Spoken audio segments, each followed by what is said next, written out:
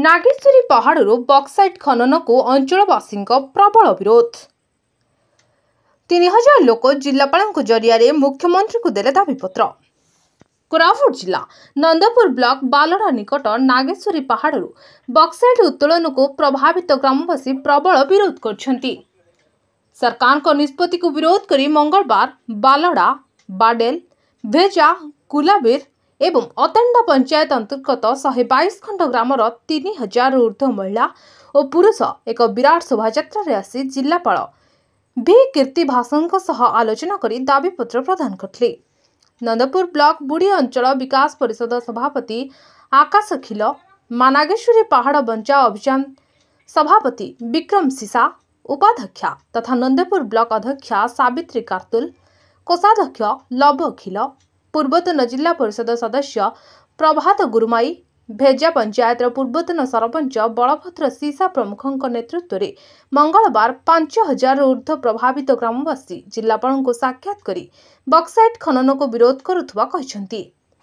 2008 मसीह पूर्वतन मुख्यमंत्री नवीन पट्टनायक नागेश्वरी पहाड़ परिदर्शन करथिले। नागेश्वरी पहाड़र प्राकृतिक सौंदर्य और परिवेश रे से अत्यंत खुशी होई नागेश्वरी पहाड़ को इको टूरिज्म भाव निर्माण करने को पर्यटन और वन विभाग को निर्देश देते। परवर्ती समय रे पहाड़ उपरे पोखरी खनन सह लक्ष लक्ष टंका व्यय सौंदर्यकरण करा जायतला। एहा द्वारा स्थानीय लोके किछि रोजगार करिवार सुजोग सृष्टि होइतला। वर्तमान जदि खनि खनन करा जाए से सब नष्ट होगा सह अनेक लोक रोजगार हराइबे बोली ग्रामवासी कहछंती। सेहीपरि जलापुर डैम जुगु विस्थापित 40,000 परिवार 60 वर्ष पर मध्य आज पर्यंत उपयुक्त क्षतिपूरण पाई नाहंती। आज मध्य सेमाने विस्थापित जीवन काटुछंती। वर्तमान सेमानंकु नागेश्वरी पहाड़ जीवन जीविका देउछि। नागेश्वरी पहाड़ तले थिबा बुढ़ी अंचलर 18,000 एकर जमीरे सेमाने चाष करी जीवन निर्वाह करथुबा बेले खनि खनन द्वारा चाष उपरे प्रभाव पड़िबो। नागेश्वरी पहाड़ रे थिबा काजू जंगल, सियाली गछ, विभिन्न प्रकार औषधीय वृक्ष ग्रामवासी को रोजगार देउथुबा बेले पहाड़रू आसुथुबा झरणा पानी सेमानंकु वर्षकरे 2 थर चाष करिवार सुजोग देउथुबारु नागेश्वरी पहाड़रू बक्साइट खनन बंद करिबाकू ग्रामवासी दाबी करछंती। अन्य पक्षरे पहाड़ मध्य थिबा गुंफारे अंचलवासी शह शह वर्षरू पूजा करुथुबा देवी नागेश्वरी ठाकुराणी मध्य रहिछंती। खनि खनन द्वारा लोकंक धर्मीय भावना रे गभीर आघात सृष्टि हेबा संभावना रहिछि।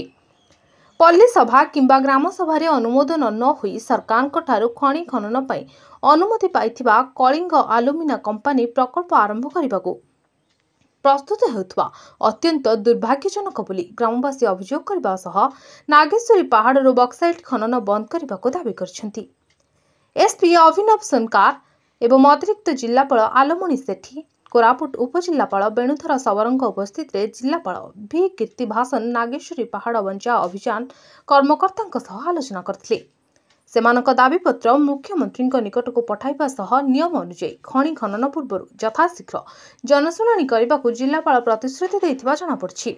अन्य पक्षरे प्रभावित ग्रामवासी दाबी सरकार न शुणिले सेमाने आंदोलनात्मक पंथा ग्रहण करने को पछेबे नाही बोली नागेश्वरी पहाड़ बंचा अभियान आवाहक तथा बुढ़ी अंचल विकास परिषद सभापति आकाश खिल चेतावनी दैछंती।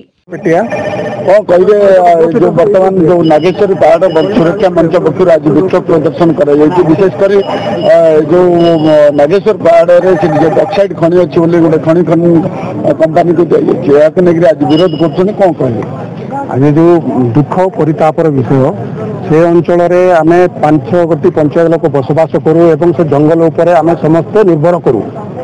सरकार एमती कर सेपटे जलापुर डैम कर विस्थापित कले एपटे ट्रेन लाइन जाइए एवं से अंचल लोक केवल से पहाड़ उपर ही निर्भर करती सेठारे कर्दी साग, सियाड़ी पत्र, तारगाकांदा, चिताकांदा रे से जीवन जीविका करती एवं सेठारे गोटे देवी भी अच्छा नागेश्वरी गुंफा सीटी प्रति वर्ष पूजा पाठ हुए एवं सेठारे गोटे आमर जलाशय रही जेहेतु से पहाड़ रे आमे से अंचल लोक बसवास करूँ तेणु आम से पहाड़ रे शुणा पाइलु कि से जगार अदानी कंपनी गोटे ग्रुप आसिक माइन्स खोली नापी योजना करुअछि।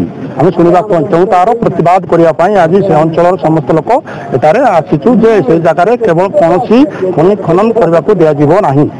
देखो केंद्र सरकार जो खनि खनन परमिशन देछि आपण कौन कहे केंद्र सरकार ही आदिवासी मानक पेशा एक्ट देछि आदिवासी मानक जंगल जमी अधिकार देछि तेणु जदि केंद्र सरकार तार जो जदि देछि सेटा उद्योग करि नबा पय हम निवेदन भी करूछु एवं दाबी मध्य करूछु। बक्साइट खनि जदि बंद न हो आगामी दिन कौन करे बक्साइट खनि जदि बंद न हो ता आगामी दिन रे हमें रास्ता घाट रे लड़ाई हबो आम जीवन जीव पचे मात्र हमें खनि खनन देबाक देबु नाही।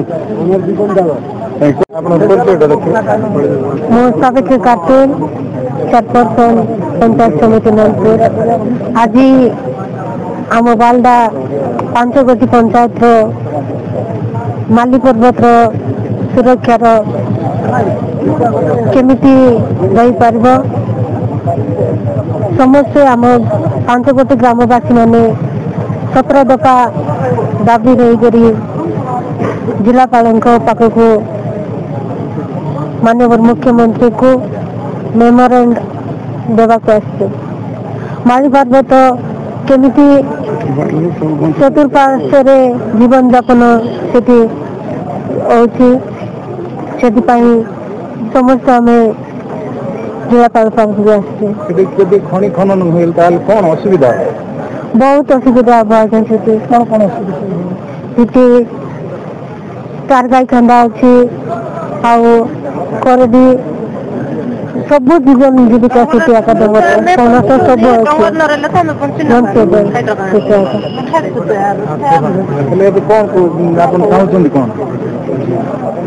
माली पर्वत केमती की माइंस को कैंसल करी पर्यटन स्थली को पर्यटन स्थली मान्यता दिया जाए बोले आमर दाबी। Bureau report the news today.